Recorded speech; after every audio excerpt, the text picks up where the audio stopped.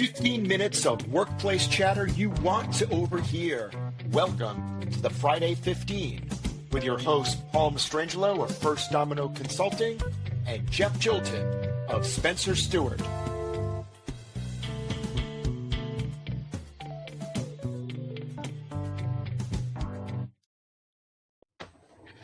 Hey, Jeff. Hey, Paul.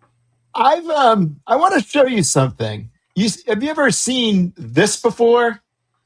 No, well, actually, just like 2 minutes before this podcast, but yes. Well, okay, we didn't rehearse the spontaneity there. This is a proposed sign at the Onkalo Spent Nuclear Fuel Repository, which is in Finland. And you know what it reminds me of? Passover. Passover, okay. Or more specifically, gefilte fish, which is a danger as far as I can tell.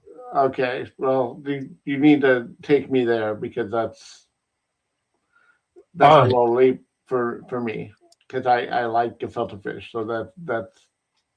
Well, that's a whole different issue right there. Here's where I'm going. So in this nuclear waste site in Finland, they're trying to come up with a sign that will express the danger should someone go digging and obviously hit this nuclear waste. Now, the nuclear waste is going to be radioactive potentially for 100,000 years. So if you think about going backwards in time, even 10,000, 20,000 years, there's no writing or signage that would make sense then and also make sense now. And so the thinking is, well, what are we going to do to actually come up with something that will express the danger? And, granted, that might look scary to us now, but probably not later. And so this is where I started thinking more about Passover. Now, you've invited me to Passover before, and I know that through you, but this is not a sign. It is a routine. It's a routine that has symbols, and I'm going to really bastardize this, so you should correct me. But I know you got like bitter herbs, and the bitter herbs are about the bitter tears of the Israelites being led out of Egypt. And then there's like slavery, the bitter tears of slavery. All right. Okay. Tomato. Now, tell me. Oh yeah, we're bitter about being let out of slavery. Yes, that's exactly. I mean, it's nice. It's warm climate. It's beautiful in Cairo. Who doesn't love the pyramids? Yes, exactly. All right, but this ritual that is still being practiced, and I don't know. Give me a year. Is that like 3,000 years ago when that occurred? Yeah, let's go with that. Sure. I look to you for these details, Jeff.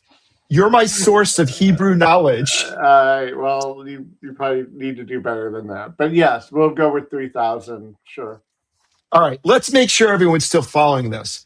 Instead of coming up with a sign, which the language will probably fall out of fashion, we won't know what that Mr. Yuck symbol means on the nuclear waste, right? Right, exactly, right? So that's not going to work over 10,000 years. But we do know that there are stories and meanings and rituals that have been passed down for tens of thousands of years. And there's not a language per se that was doing it. It was the ritual itself. And that's what made me think, whoa, that's culture. The way to make something last and endure a value, or in this case, a warning, don't do this. This is going to be bad. That is going to live on, not through words, but by a ritual. And that's why the Passover example, and I'm sure there's many others from different cultures, but that suddenly clicked for me. It's like, that's it. That's a message through the years. Yep, I think it's I don't want to take away from the words because I do think that words are still a very important part. Storytelling to me is still a very important part of culture, and so storytelling is part of the ritual. But ritual and symbols and all that reinforce and strengthen the culture and strengthen the likelihood of how it gets carried down and carried forward. So for those of you who don't know the Passover Seder, the ritual, we retell the story of the Exodus from Egypt with a Haggadah, which is it's like a script, it's like a storybook. We walk through, the Exodus, and as we are walking through it, there are little things that we do with our our food on the table that reenact and symbols the the Jews' exodus from slavery out of Egypt into Israel. And so you learn about the 10 plagues. You talk about the questions that are being asked. You talk about why matzah, why wild this, why the bitter herbs, and all that. And Love the so horseradish. the horseradish, and so you learn what what the experience was like and why we left, and what it took, and why we have the beliefs that we have. So it definitely creates a whole experience, and so it's not just the story which you could read in a book and maybe you get some understanding, but it's because there's a ritual, there's action, there's experience going along with it. It's reinforcing, and it becomes more of a memory in a Mm, sense. You're tasting, and you're hearing, and you're smelling, right? It yeah, becomes a very holistic that's thing, true. right? So it's very hard to forget about it because it's such a complete experience, right? Let's continue this. So, Jeff, you and I have had many conversations about how, and someday we will write this book about how religions are a great conveyor of organizational science, Yeah. or psychology or history. So let me tell you something about the Christian world.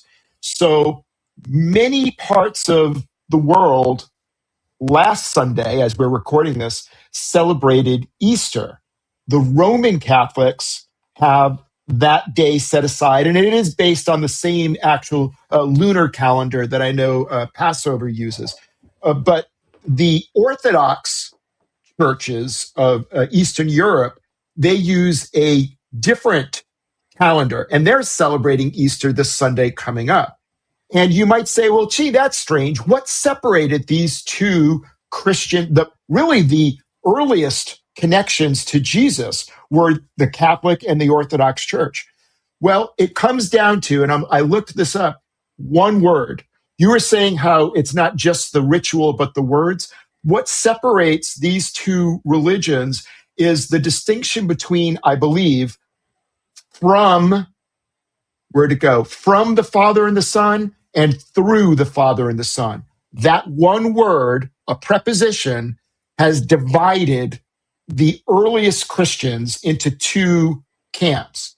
So let me push back on you. I would say the words, and maybe it's the translation of the Haggadah. I always have to pause because I never know if I'm saying these words right. Um, I'm Italian. I'm not Jewish. I'm sorry. Um, it's not my fault. Haggadah. You can almost make that sound Haggadah. like Yeah, an it's like Italian word. spaghetti. Haggadah.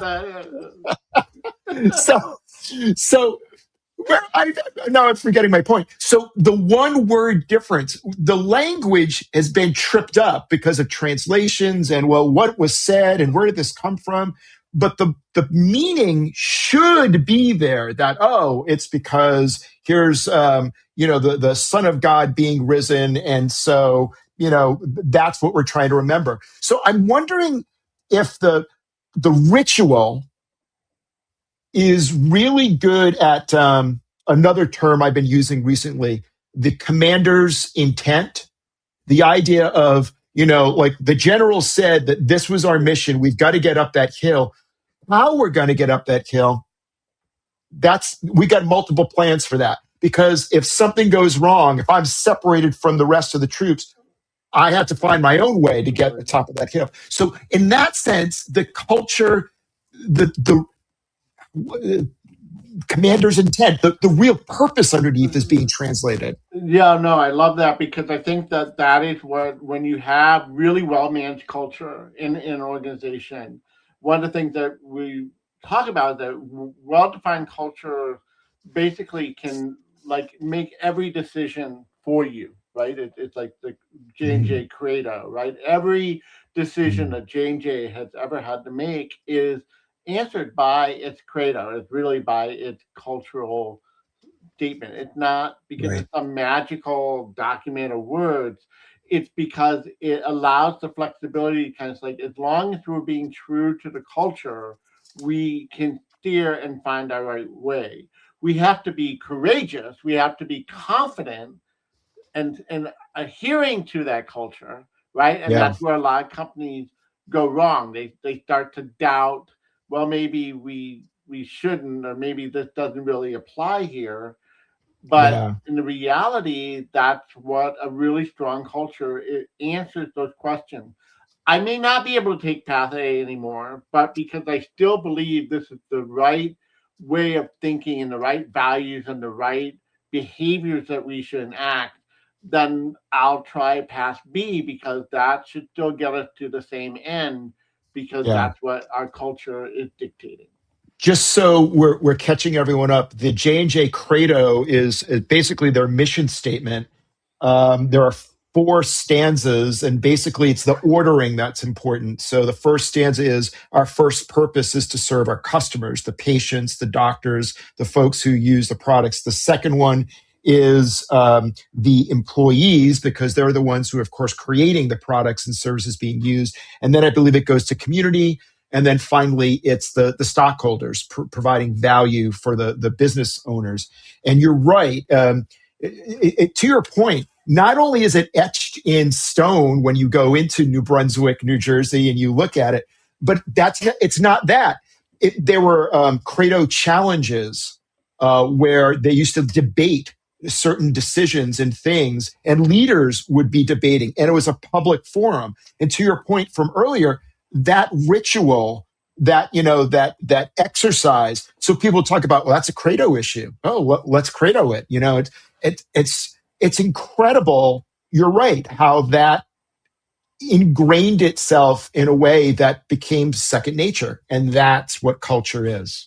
Yeah, it just becomes in, and it's a path. And so to go back to Passover, there's just tons of different Haggadahs. I mean, there's different ways of telling the same story, but in the end, we all have the same lessons learned through that story. We all Mm. go through the same journey, and we take away the same general message and lessons and things like that. To your Easter message, I would imagine whether I'm a Roman Catholic celebrating last week, or I'm assuming Greek Orthodox celebrating this week, at the end of the day, we're both celebrating the same miracle and purpose, Right. right? So that's where I think it's sort of understanding the power of ritual is sort of reinforcing the meaning of the word, or the meaning. In our case, we're talking about the culture, not just the word itself. And I think that's where culture has to, that's why we get past what's on the wall. When we talk about living the culture, it's not just the words on the wall. When it's just the words on the wall, then you're really Yes. saying those are the words that have meaning. That doesn't give value to your culture. It's when it becomes the ritual, becomes the behavior, it becomes things that you touch and experience and talk about and actually live, then it all comes together, and that's where your culture really is the rituals and the actions and your day to day in your work environment, and how you treat your customers, how you treat each other, how you think about your shareholders. Well, Jeff, we should pick up with that maybe on our next edition of the Friday 15. But I do want to leave you with one thought, because Just I'm one curious. thought, This just one. leads just one. All right. So there are so many different translations of the Christian Bible, right? So the Hebrew Bible and the New Testament put together. One of my favorites was an urban version where it was updated urban and it was like slang. And I mean, I read some passages, like the same passage in King James, and then you go to New American, and then there was the urban slang. It was like, oh, that dude is down with it. He said that, it's like, oh, that's great. So I didn't know if the Hebrew Bible was also hip and cool the way, the way that urban translation. You might want to get a Haggadah that's like, Well, I'm sure there is a very hip and cool slang Haggadah out there, but no and doubt there's Moses said, every form out there. There's a Dr. Moses, Seuss Moses Haggadah. There's said, bruh. everything. Moses said, Bruh, bruh, come on, let my eat the people bitter go, herb. man. Let my people Oh, go, man. we're going Jeez. places with that. Well, sadly, despite the fact that we've insulted millions of people with around the planet, it is the end of our 15 minutes. Yeah, Have a, well, have a happy Friday. we'll let our audience go and enjoy whatever they want to partake this weekend, and hope they have a good one. Take care, everyone. Cheers.